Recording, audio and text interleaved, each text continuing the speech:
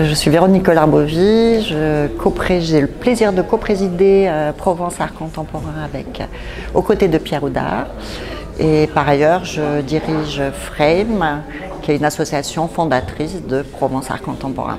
Les rencontres professionnelles qui se déroulent sur 3 jours s'inscrivent dans le cadre des sauts d'avis, les schémas d'orientation qui se déroulent dans chaque région. On va parler de quoi? Des machines à rêve.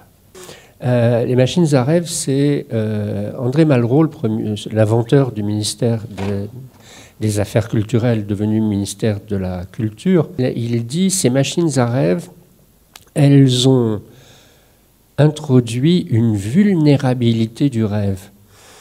Et je pense que s'il avait connu aujourd'hui ce qu'on appelle les industries culturelles et créatives en tant que machines à rêve, en tant que capacité à nous faire rêver, mais aussi en tant que leur capacité à introduire, on le voit tous les jours, une vulnérabilité dans nos imaginaires et dans nos rêves, je pense qu'il en aurait conçu une forme de satisfaction à l'idée d'avoir créé un ministère qui s'intéresse à ça. Bonjour, je m'appelle donc Jérémy Choucroune.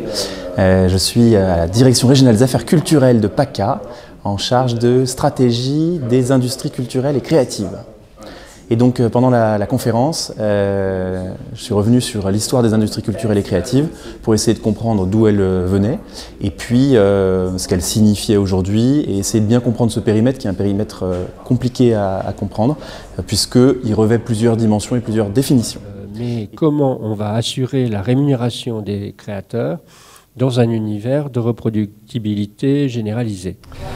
Donc je suis Jean-Paul Fromentreau, je suis chercheur, socio-anthropologue à l'Université d'Aix-Marseille et j'ai été invité ici au titre d'un texte, je pense, que j'ai publié dans la revue d'art contemporain 02 qui s'appelait Rival versus Viral, l'art tout contre les NFT. Et j'ai proposé par conséquent un tour d'horizon en fait, des formes de création artistique qui s'appuyaient sur la blockchain et les NFT. Je m'appelle Pierre Pose, je suis un artiste qui travaille sur plusieurs médiums, notamment la vidéo et aussi des protocoles d'installation et en utilisant aussi Internet comme médium.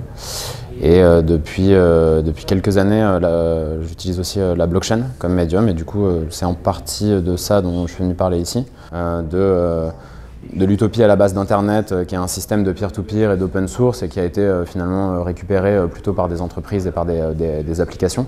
Et donc la blockchain, là on est un petit peu dans le tâtonnement où il y a ce phénomène de récupération par des boîtes et d'un côté des gens qui essayent de finalement militer pour des protocoles décentralisés. Je suis Pamela Grimaud, conservateur du patrimoine au musée Granet à Aix-en-Provence et j'interviens du coup dans cette table ronde sur l'expérience qu'on a eue en début d'année, qui est cette exposition qui s'appelait Sphère, Code, Cylindre, en relation avec la célèbre phrase de Cézanne qui demandait de traiter la nature par la sphère, le cône, le cylindre, et qui a voulu opérer en fait de la même manière que Cézanne a fait une forme de révolution picturale avec cette idée-là de remplacer le cône par le code, qui est cette révolution informatique qui a permis dans la sphère de l'art numérique de révolutionner l'art digital et numérique depuis 20 ans.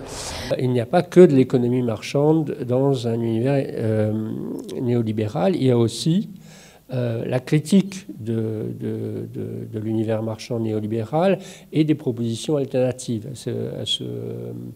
à ce système économique. Et je me tais, non, maintenant c'est bon.